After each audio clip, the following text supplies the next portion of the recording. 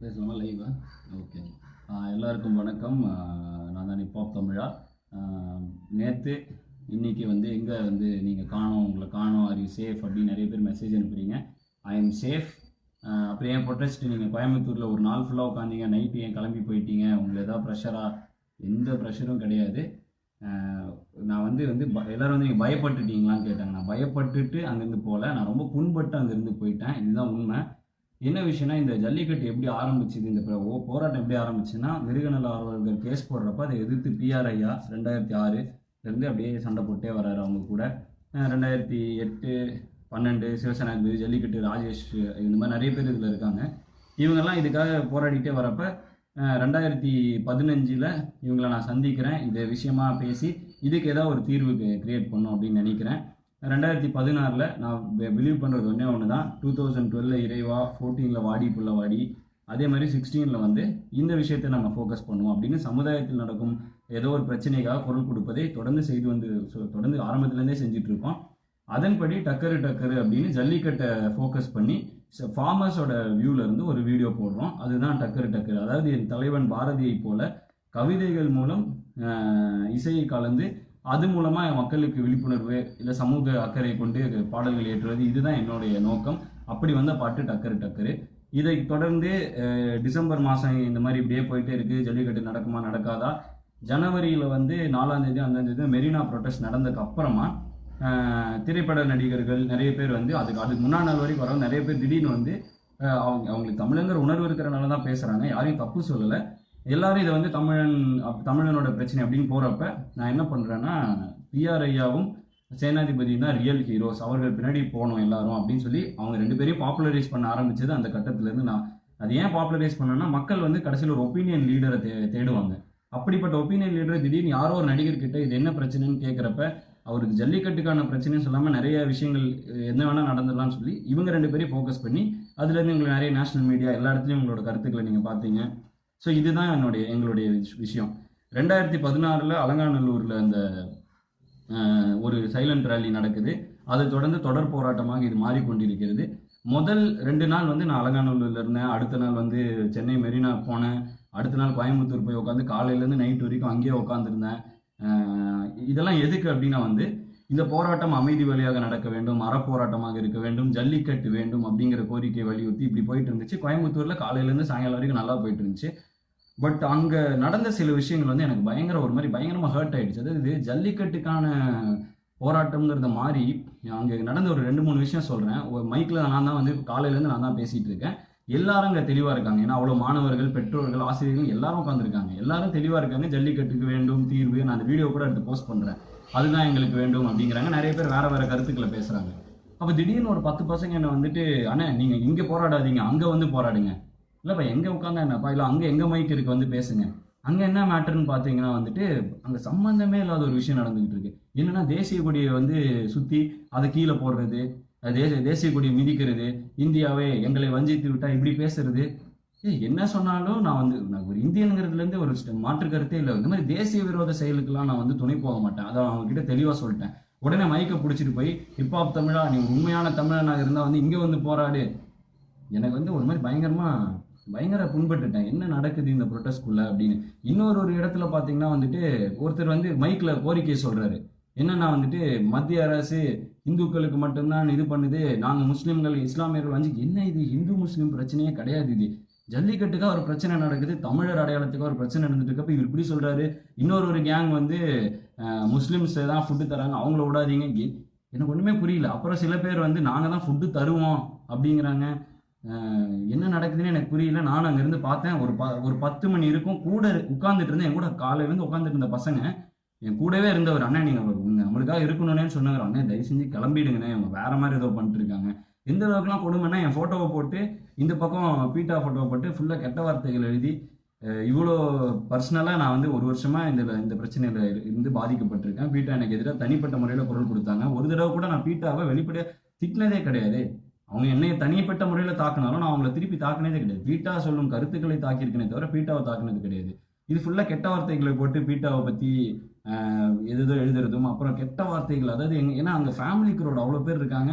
திடீர்னு யார் அந்த ஆட்கள்னே தெரியல. திடீர்னு கருப்பு சட்டை போட்டு ஒரு 20 பேர் உள்ள வராங்க, வந்து ஃபுல் கெட்ட வார்த்தையில மோடி மோடின்னு ஏதோ பேசுறாங்க. எனக்கு வந்து யார் இவங்க? இவ்வளோ நேரம் நல்லா போயிட்டு இருந்துச்சு கூட்டம், திடீர்னு ஒரு கேங் வருது, இங்கேருந்து ஒரு கேங் வருது, யார் இவங்கன்னா இன்னொரு கேங் தனியாக வந்துட்டு தனித்தமிழ்நாடு ஒன்று வரைஞ்சிட்டு நம்ம என்னத்துக்காக போராடிட்டு இருக்கோம், இவங்கெல்லாம் வேற என்னமோ நடந்துட்டு இருக்கே அப்படிங்கிற ஒரு ஒரு ஒரு இதில் வந்துட்டு ரொம்ப புண்பட்டுட்டேன். அதனால தான் அந்த இதுலேருந்து கிளம்பி வந்தேன். சென்னையிலேருந்து கோயம்புத்தூர்லேருந்து மதுரை போகலாம் அப்படின்னா நடுவில் வந்து பிஆர்ஐ ஃபோன் பண்ணி நம்மளுக்கு நிரந்தர தீர்வு வந்துடும், நம்ம வெற்றி பெற போகிறோம் அப்படின்னாரு. சூப்பர் அப்படின்னு சொல்லிட்டு போயிட்டு இருந்தேன். அதுக்கப்புறம் பார்த்தா நடந்த விஷயங்களே எல்லா இடங்களையும் நடந்துட்டு இருக்கிற விஷயமே வேற. ஒரு கூட்டம்னா அங்கே ஒரு 10 மைக் வச்சுட்டு ஒருத்தர் ஒரு கொள்கையை சொல்லிட்டு இருக்காங்க. ஒருத்தர் வந்து என்கிட்ட ஒரு இந்த கூட்டத்தில் பெப்சி கோக்கை பேன் பண்ணாட்டி நான் செத்துருவேன் அப்படிங்கிறான் ஒருத்தன். பெப்சி கோக்கை பேன் பண்ணனா இது இந்தியா ஃபுல்லாக பேன் பண்ணும். சரி ஓகே, உனக்கு பெப்சி கோக்கை வேணான்னா நீ குடிக்காத, யாரையும் வாங்க சொல்லாத, கடைக்காரங்களும் வாங்காமல் இருந்தால் பெப்சி கோக், ஏன்னா 3 நாள் 70% சரிவுன்னு ஏதோ சொல்கிறாங்க. இந்த மாதிரி கூட யோசிக்கலாம் ஸ்மார்ட்டா. அதை விட்டு நான் வந்து செத்துடுவேன், பெப்சி கோக்கை நம்மளை அழிக்கிறாங்க, இது ஏன் வந்து என்னத்துக்காக போராடுறோன்னு தெரியாமல் கொள்கையே இல்லாமல், ஏன்னா காலையிலேருந்து சாயங்காலம் வரைக்கும் தெளிவாக போயிட்டு இருந்துச்சு. திடீர்னு இந்த கூட்டம் யார், எங்கேருந்து வந்தாங்க, என்ன நடத்திட்டு இருக்காங்கன்னு எனக்கு ஒன்றுமே புரியல. நான் அங்கே இருந்த என் கூட அவ்வளோ நேரம் காலையிலேருந்து உட்காந்து இந்த பசங்க, அண்ணன் நீங்கள் கிளம்புங்கண்ணே, நீங்கள் ஒர்த்து இல்லைண்ணே, இது வேறு மாதிரி ஆயிடுச்சுண்ணே அப்படின்னு சொல்லி நாங்களும் கிளம்ப போகிறோங்கிறாங்க. எனக்கு வந்து இவ்வளவு கஷ்டப்பட்டு 10 வருஷ காலமாக இந்த ஆட்கள் கஷ்டப்பட்டு கொண்டு வந்துட்டு இருந்த இந்த விஷயத்தை வந்து மாணவர்கள் சரியாக எடுத்துகிட்டு போயிட்டு இருக்காங்க. அதுக்கு சார்பாக பெற்றோர்களும் ஆசிரியர்களும் வந்து சப்போர்ட் பண்ணுறாங்க, நிறைய ஸ்டாஃப் ஸ்டூடெண்ட்ஸோடலாம் வராங்க. இவ்வளோ நடந்துட்டு இருக்கு. அப்போ அங்கங்கே ஒரு கூட்டம் முளைக்குது. திடீர்னு ஒரு சின்ன யானையில் ஒரு மைக் செட் போட்டு ஒரு ஆள் வராரு, கத்திட்டே வராரு. இது வந்து பயங்கர ஜல்லிக்கட்டுக்காக உட்காந்துருக்கிற கூட்டம், ஃபுல் கெட்ட வார்த்தை. தேசிய கொடியை வந்து எரிக்க போகிறேன்ட்டு என்ன என்ன எனக்கு ஒன்றுமே புரியல. நான் அப்பவே முடிவு பண்ணிட்டேன், இது வந்து ஜல்லிக்கட்டுக்காக போராடுறவங்க அந்த விஓசி பார்க் உள்ளே உட்காந்துட்டு இருந்தாங்க, அதுக்கு சம்மந்தமே இல்லாதவங்க அதுக்கு வெளியில் ஆன்டி சோஷியலாக ஏதோ பண்ணிட்டு இருக்காங்க. இத்தனை விஷயமும் போலீஸ் பாதுகாப்பு கொடுத்து எல்லாரையும் சேஃபாக நடத்திட்டு இருக்காங்க. அந்த இடத்துல தான் எனக்கு ரொம்ப ஹர்ட் ஆயிடுச்சு. என்ன ஒரு நல்ல விழிப்புணர்வுக்காக பண்ண விஷயம் வந்து இன்னைக்கு திசை இல்லாமல் எங்கேயோ போயிட்டு இருக்கேன் அப்படின்னு. எனக்கு மெரினால நான் போகல இது வரைக்கும், ஏன்னா அங்கே ஒரு 10 லட்சம் பேர் ஏதோ இருக்காங்க, 7 லட்சம் பேர் ஏதோ இருக்காங்கங்கிறாங்க. ஒரு 20 இடத்துல மைக்கு, எல்இடி ஸ்க்ரீனு, பாட்டு, டான்ஸு அப்படி இருக்குன்னாங்க. நான் இன்னும் போகல, ஏன்னா அதனால போகாதனால நான் அதை பற்றி பர்சனலாக சொல்லக்கூடாது. சென்னை வந்து சேர்ந்த உடனே இந்த வீடியோவை போடணும் அப்படின்னு வந்து எனக்கு வந்து என்ன பயங்கரமாக ஹர்ட் ஆகிட்டேன். எல்லாரும் தமிழனோட இது, தமிழனோட அது, தமிழனுக்கு அந்த பிரச்சனை இந்த பிரச்சனை. பட் இது வந்து ஜல்லிக்கட்டு நோக்கி தான் ஆரம்பித்த மாதிரி எனக்கு தோணுனால தான் நான் இதில் ஆக்டிவாக பார்ட்டிசிபேட் பண்ணிட்டு இருந்தேன். பட் இப்போ அது என்ன ஆயிடுச்சு அப்படின்னா வந்துட்டு தமிழன் பிரச்சனை கண்டிப்பாக அட்ரஸ் பண்ண வேண்டிய விஷயம் தான். பட் அது எத்தனை அட் த காஸ்ட் ஆஃப் வாட்டுங்கிறது தான் என் விஷயம். எத்தனை மாணவர்கள் உள்ள இருக்காங்க, அவங்க ஜல்லிக்கட்டுக்காக நினைச்சு அவங்க அப்பா அம்மாலாம் கூப்பிட்டு வந்து எல்லாரும் உட்காந்துட்டு இருக்காங்க. அங்கே ஒருத்தர் வந்து வேற ஒரு கொள்கையோட வந்து அங்கே ஒரு பரப்புரை செய்கிறாரு, பிட் நோட்டீஸ் தராங்க. இது மாதிரி இந்த மாதிரி ஹிந்துத்துவா ஏதோ போட்டு பிட் நோட்டீஸ் தராங்க. பயங்கர ஷாக்கிங்காக இருக்குது, என்ன இதெல்லாம் அப்படின்னு.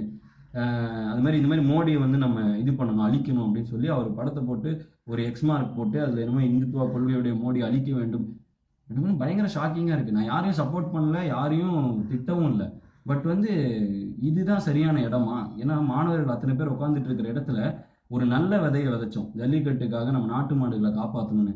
அந்த விதைச்சு காடு வளர்ந்துருக்கிற இடத்துல இந்த மாதிரி விஷ விதைகளை விதைக்கிறது வந்து எனக்கு சுத்தமாக அதில் எனக்கு உடன்பாடு இல்லை. அதனால தான் அப்படியே கோயம்புத்தூர்லேருந்து கிளம்புனேன்.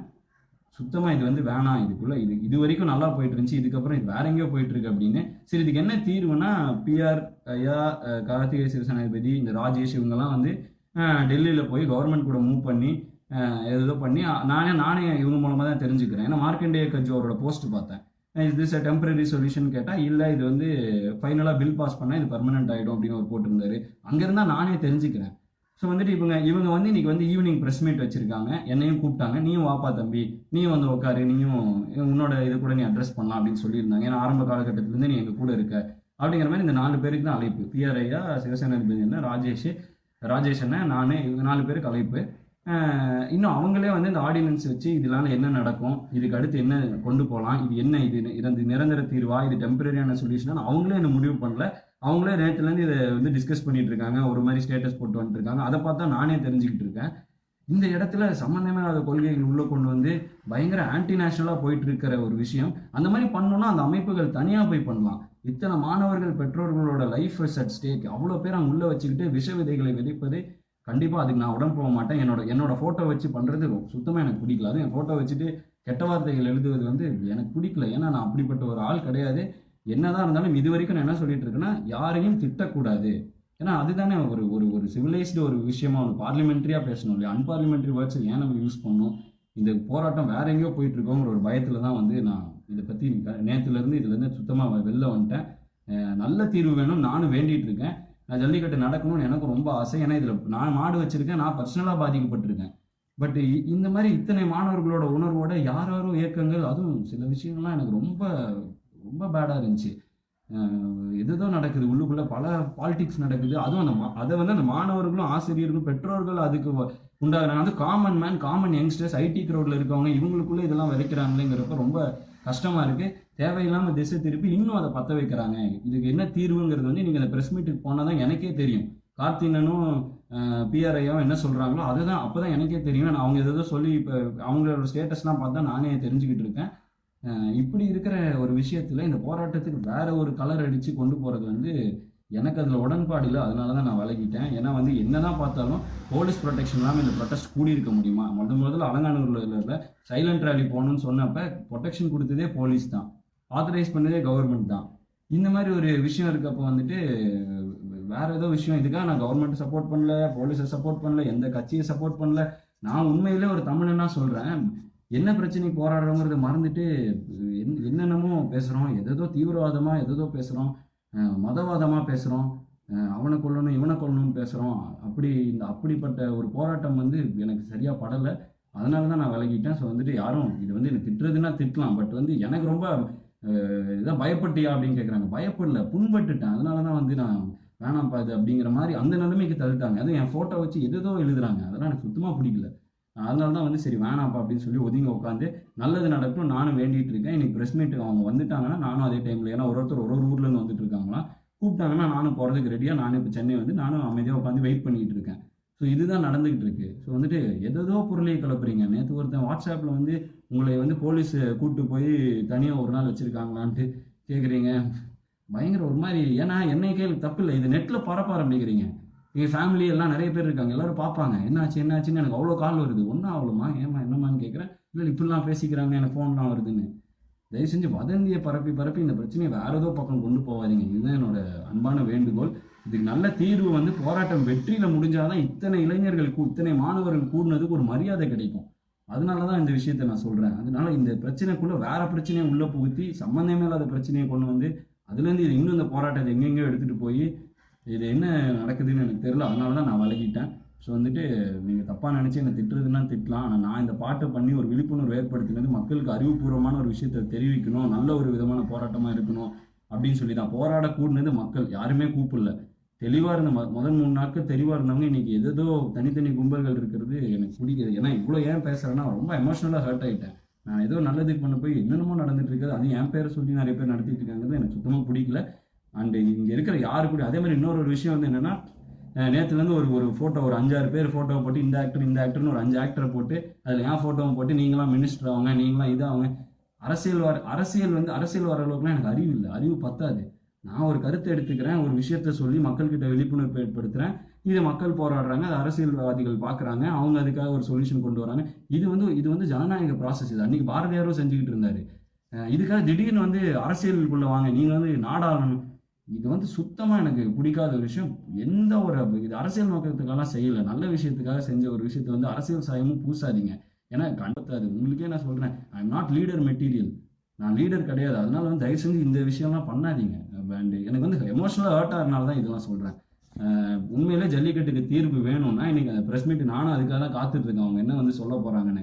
நானும் அதை தான் பார்த்துட்டு இருக்கேன். ஸோ நான் அதுக்காக வெயிட் பண்ணிட்டு இருக்கேன். உண்மையிலே தீர்வு வேணும்னா அவங்க இந்த பிரச்சனையை 10 வருஷ காலமாக போராடிட்டு வந்தவங்க என்ன சொல்கிறாங்கன்னு கேட்குறது தான் எனக்கு சரின்னு படுது. அதனால தான் நான் அவங்களுக்காக வெயிட் பண்ணிட்டுருக்கேன். தயவு செஞ்சு என்னோட இதையே சொல்லியோ இது பண்ணியோ வேற ஏதோ கொள்கைகளை தயவு செஞ்சு பரப்பாதீங்க. நான் முழுக்க இந்த விஷயத்தில் இறங்குறது ஜல்லிக்கட்டு வேணுங்கிறதுக்காக, நாட்டு மாடுகள் காப்பாற்றப்பட வேணுங்கிறதுக்காக. இதில் வேற எந்த சாயமும் பூசாதீங்க, வேண்டி கேட்டுக்கொள்கிறேன்.